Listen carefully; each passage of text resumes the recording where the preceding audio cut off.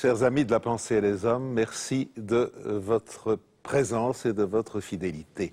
Lorsque vous travaillez dans votre jardin de manière un peu sauvage et en amateur et que vous vous blessez, qu'est-ce qu'on vous dit? N'oublie pas de faire un rappel de vaccin antitétanique. Eh bien, sachez qu'il y a d'autres rappels qui seraient peut-être utiles. Après notre générique, vous en saurez davantage.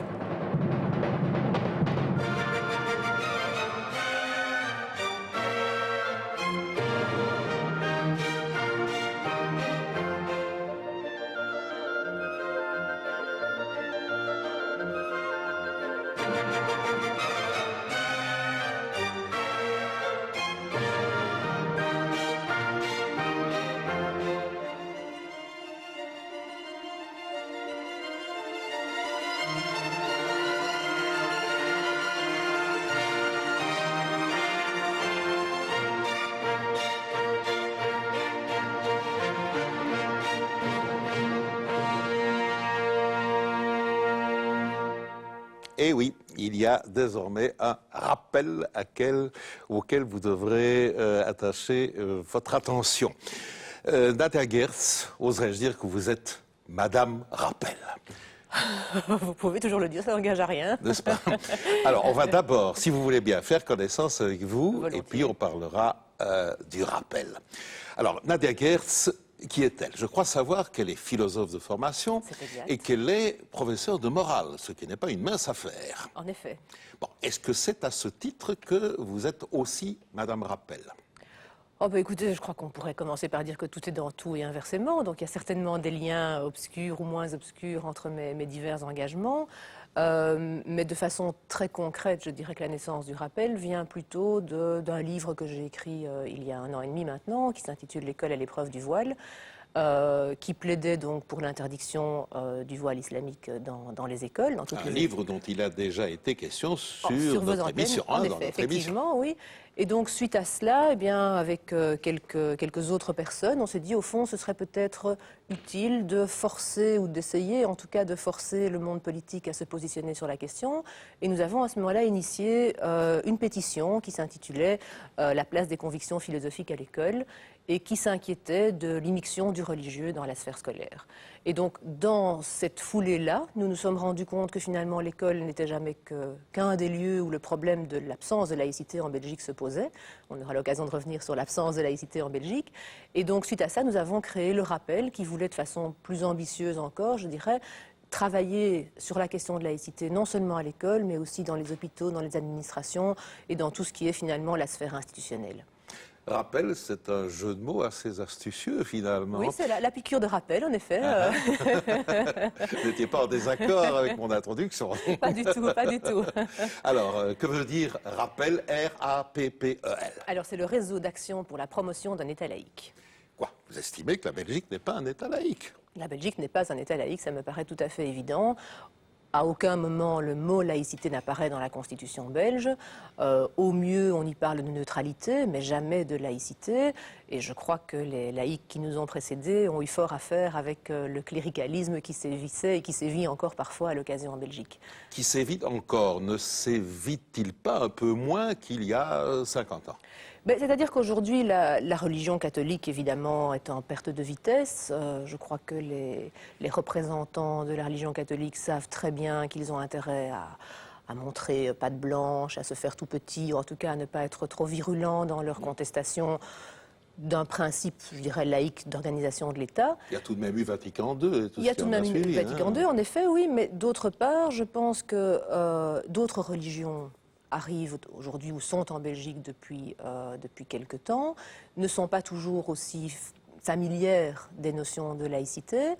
Et au niveau européen, la question se pose aussi par rapport à la religion catholique qui fait un retour en force, ça il faut bien le dire, au niveau des institutions européennes. Les nouveaux pays qui ont intégré l'Union européenne sont parfois très virulents dans leur combat religieux et dans leur volonté d'imposer finalement leur cléricalisme à l'ensemble de la société. Vous pensez à certains pays de l'Europe de l'Est? Bien sûr, oui. Tiens, est-ce que les orthodoxes qui viennent encore un peu plus loin posent un problème analogue à vos yeux? Pour le moment, je n'ai pas l'impression que ce soit la communauté religieuse qui pose le plus gros problème. Je dirais, il faut établir une hiérarchie, ce qui est toujours un petit peu embarrassant. Mais moi, je n'ai pas envie de dire, voilà, telle religion pose problème, telle autre n'en pose pas. Je crois que le problème est plus fondamental et plus sociétal. C'est-à-dire qu'à partir du moment où une religion met en péril le principe de séparation de l'Église et de l'État, je crains fort que toutes les autres se ruent dans la brèche entrouverte pour essayer de récupérer des privilèges, des prérogatives qu'elles avaient perdues au fil des années.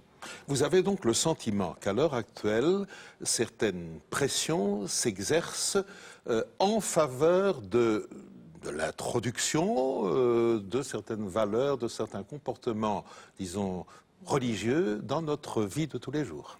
Oui, je crois qu'il y a des événements dans l'actualité récente et moins récente qui démontrent qu'effectivement certains considèrent comme normal ou acceptable de voir prédominer, je dirais, des règles religieuses ou des lois religieuses sur les lois civiles. À quoi penseriez-vous dans le concret? Je pense par exemple à un jugement d'il y a quelques mois ou déjà un an, je ne sais plus, en Allemagne, qui avait refusé d'accorder le divorce à une femme de culture ou de confession musulmane sous prétexte que finalement sa religion le lui interdisait. Et donc les motifs qu'elle invoquait pour divorcer n'étaient pas les motifs qui l'avaient poussée à se marier. Donc c'était vraiment un déni de droit.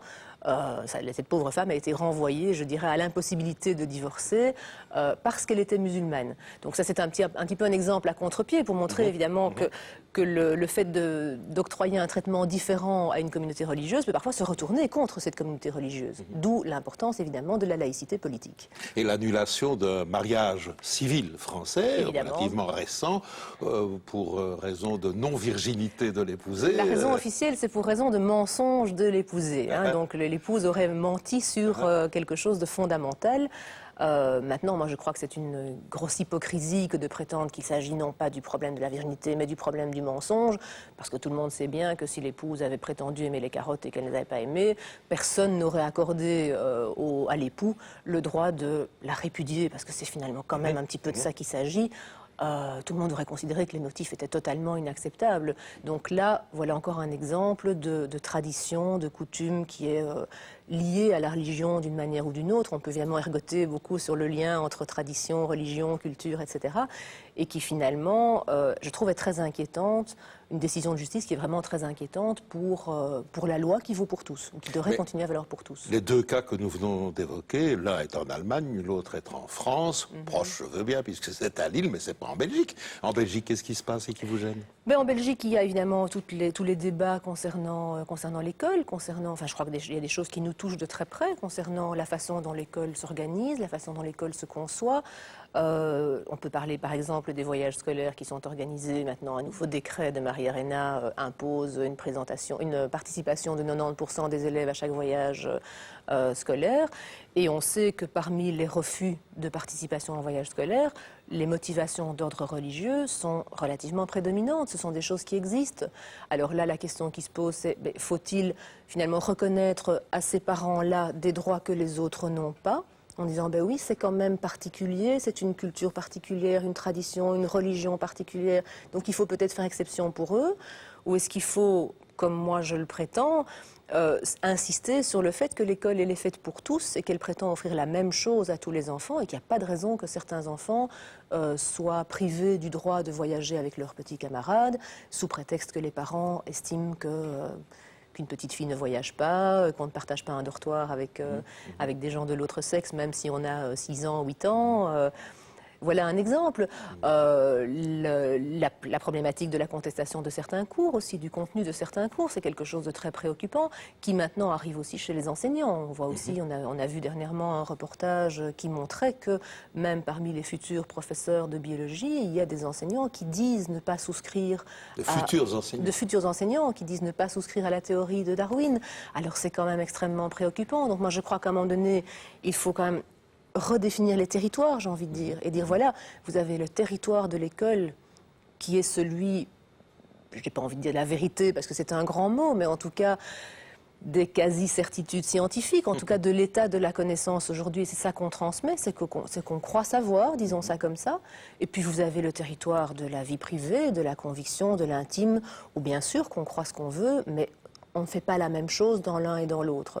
Et je crois que la laïcité est vraiment quelque chose de lié à cette notion de territorialité. C'est-à-dire qu'il y a des lieux pour chaque chose et qu'il ne faut pas tout emmêler, sinon on ne s'y retrouve plus. Mais je me fais l'avocat du diable, c'est non pas par conviction personnelle qui n'a rien à voir ici, mais par jeu, puisque nous sommes dans cette situation-là. De quel droit, finalement, une société comme la nôtre s'arrogerait-elle le pouvoir de décider de ce qui est vrai et de ce qui ne l'est pas ? Mais il ne s'agit pas de décider de ce qui est vrai ou ce qui ne l'est pas, il s'agit de reconnaître ce qui est démontré. Alors on sait bien évidemment que les vérités scientifiques, à la différence des dogmes, sont des vérités qui peuvent toujours être remises en question et que donc c'est toujours jusqu'à preuve du contraire que nous pensons que. Mais tant que c'est ce qui est le plus probable, eh bien c'est cela que nous devons transmettre à nos enfants. Quitte à ce que demain, ils aient de meilleures sources scientifiques que nous pour dire vous vous êtes trompé. C'est des choses qui arrivent tout le temps dans les sciences. C'est des choses qui arrivent tout le temps dans les sciences, mais c'est peut-être le bon moment de faire remarquer que quand il y a des réajustements dans le savoir scientifique, ce sont des réajustements de détail et non pas des réajustements tout à fait fondamentaux.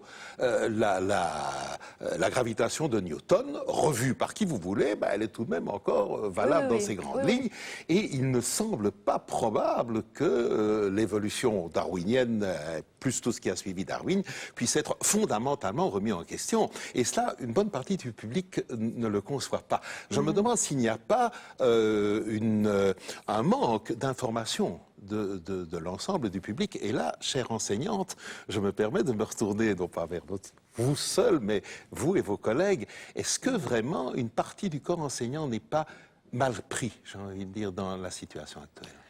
Je crois que nous sommes effectivement mal pris parce que je pense que les missions de l'école ne sont pas suffisamment claires. Je crois qu'on ne sait plus très bien dans quel jeu on joue, ce qu'on est censé faire.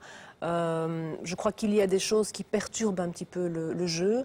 Je vais prendre l'exemple d'une position que le rappel a prise dernièrement, qui consistait à saluer tous les projets qui visent à remplacer les cours philosophiques par un cours unique pour tous.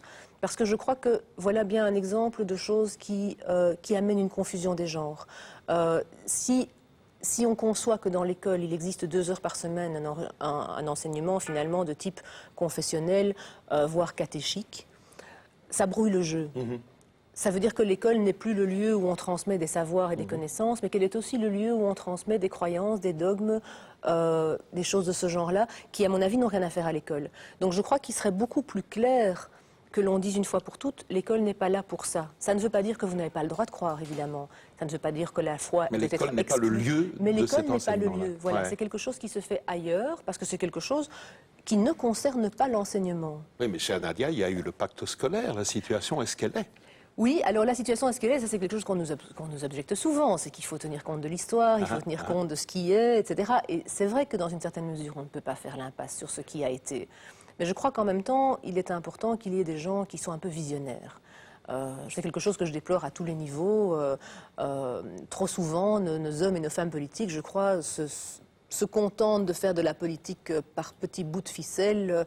On essaye de gérer l'actualité, le problème immédiat, et on n'a pas de vision d'envergure, de ce vers quoi on voudrait aller. Et moi, je pense que ce n'est pas parce qu'on sait très bien que quelque chose n'est pas réalisable demain ou après-demain qu'il faut, du coup, s'empêcher même de le dire, s'empêcher d'en parler, d'y penser et de militer. Alors, soyons concrets. Vous êtes professeur de morale. Il y a à côté de vous, dans votre établissement, des professeurs de religion catholique, de religion protestante, de religion juive, de religion musulmane. En attendant d'éventuels... Et orthodoxes, ne les oublions pas. Et en attendant d'éventuels professeurs de bouddhisme ou de jaïnisme ou de... il n'y a aucune raison que ça s'arrête. Hein. Bon, c'est la situation actuelle.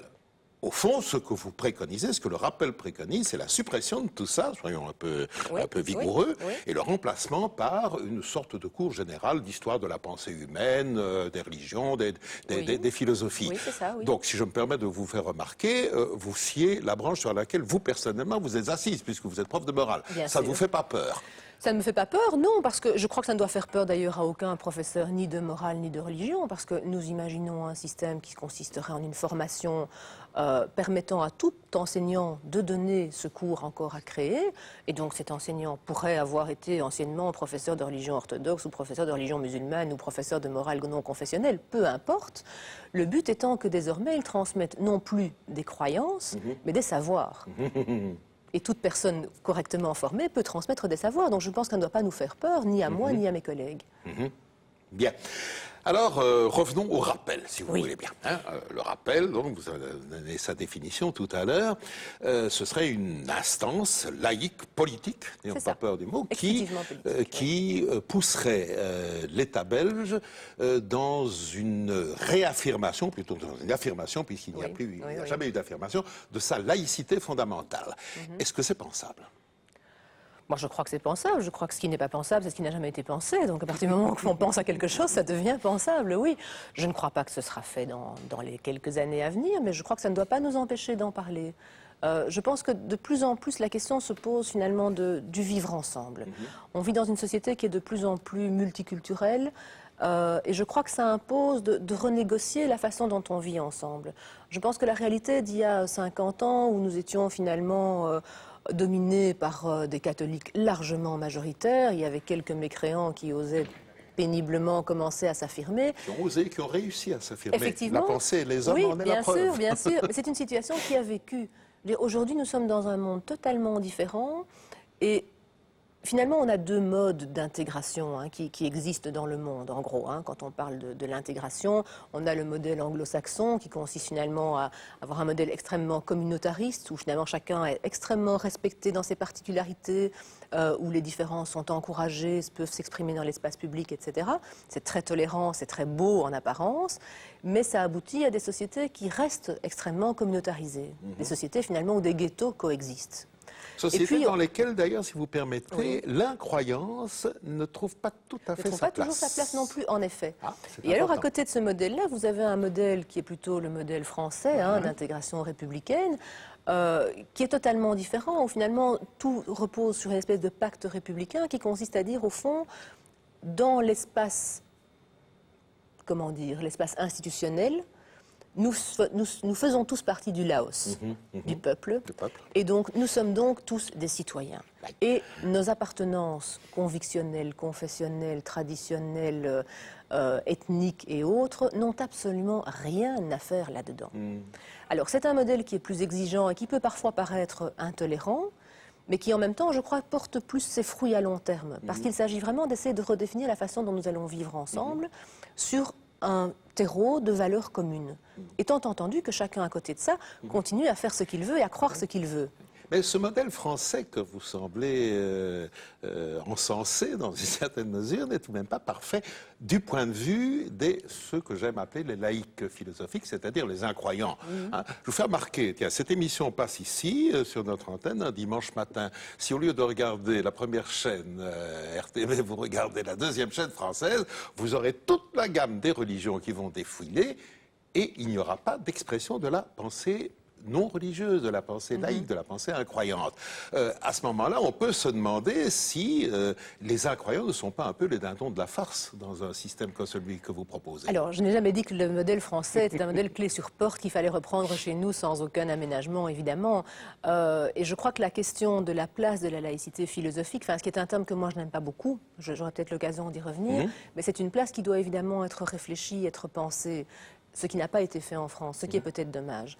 Mais ce que je trouve important en moi et ce que je regrette en Belgique, c'est que finalement on est tout le temps dans la confusion quand on parle de laïcité. On ne sait jamais très bien de quoi on parle. Pour moi, il n'y a qu'une laïcité. C'est la laïcité politique. Pour moi, la laïcité, c'est un concept politique. Ça ne désigne pas une conviction personnelle, intime. Il faudra un autre mot. Quoi. Il faudra un autre mot. Et il y en a d'autres. On peut parler d'athéisme, on peut parler d'humanisme, quoique l'humanisme en Belgique... tout le monde a récupéré. C'est extrêmement récupéré, en effet. Un peu comme il y avait certains régimes communistes qui étaient démocratiques, n'est-ce pas? Oui, voilà, Alors qu'ils exactement. pas oui, bien sûr. Mais on peut parler de rationalisme. Il y a plein de mots qui existent. Il y en a trop. Mais malheureusement, en Belgique, on en a choisi un qui était censé désigner toute cette communauté des non-croyants, finalement, de ceux qui essayaient de vivre leur vie Pour vous, sans il y a confusion. référence Il y a à un confusion principe transcendant. entre Il y a laïcité confusion. politique et laïcité Il y a philosophique. certainement confusion parce que si vous faites un micro-trottoir et qu'en Belgique vous dites, voilà, je suis laïque, comment Qu'est-ce que ça veut dire, comprenez-vous ce mot? Je crois que 99% de la population vous dit, ça veut dire vous ne croyez pas en Dieu. Faites la même expérience en France, je crois que les choses seront totalement différentes, que les gens vous diront, ça veut dire que vous êtes partisan de la séparation de l'Église et de l'État. Et en Angleterre, le mot n'existe même pas. Effectivement, oui. Donc, moi, je pense qu'il faut vraiment essayer de clarifier les choses parce que je crois que l'avenir, c'est la laïcité politique. Et que si vous me permettez de terminer, et que pour arriver à instaurer une laïcité politique, il faut absolument que nous puissions convaincre les croyants qui nous entourent que la laïcité politique, c'est aussi un avantage pour eux. Que c'est finalement un avantage pour tous ceux qui ne sont pas dominants dans une société. C'est l'arme absolue contre le cléricalisme.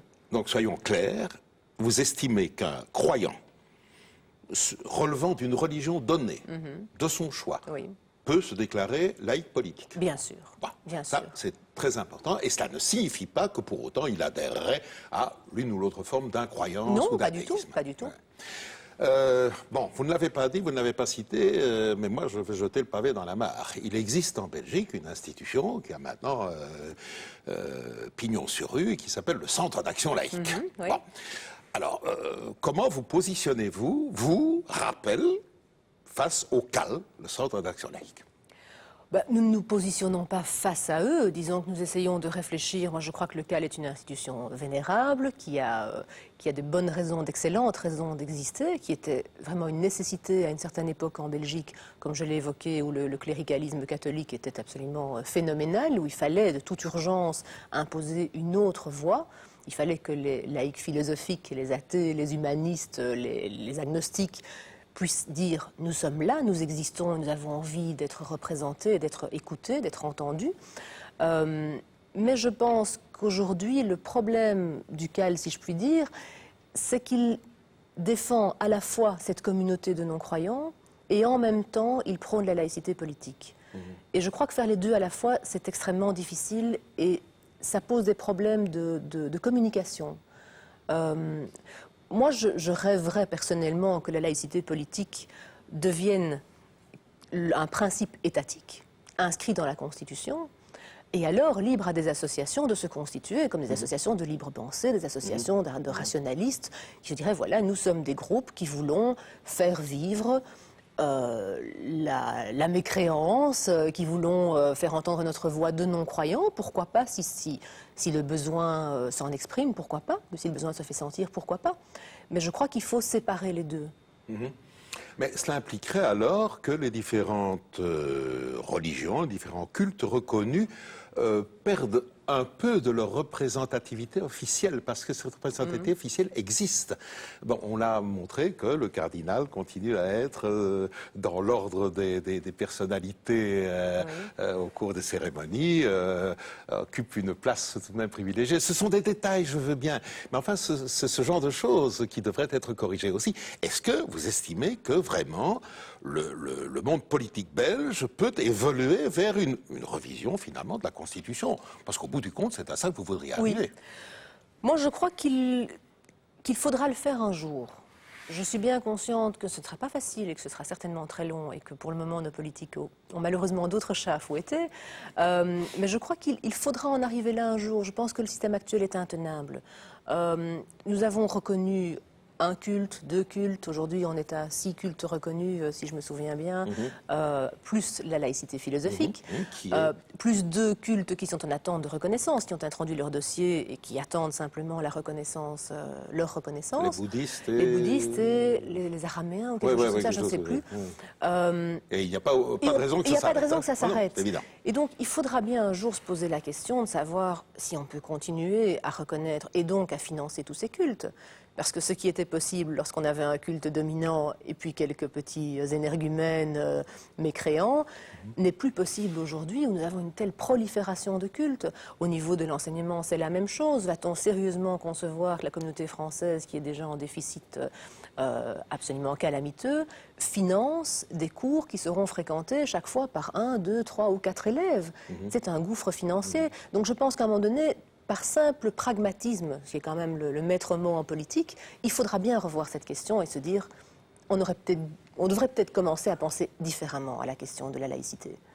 Donc, chère Nadia, si je vous entends bien, la situation actuelle résulte de l'histoire. Oui. C'est ce que la Belgique a connu, la Belgique a fait ce qu'elle a pu. Et du point de vue laïque, dans les deux sens du mot, aussi bien laïcité politique que laïcité philosophique, finalement, on a fait un certain parcours qui a été relativement utile, mais qui, de vos yeux, est imparfait.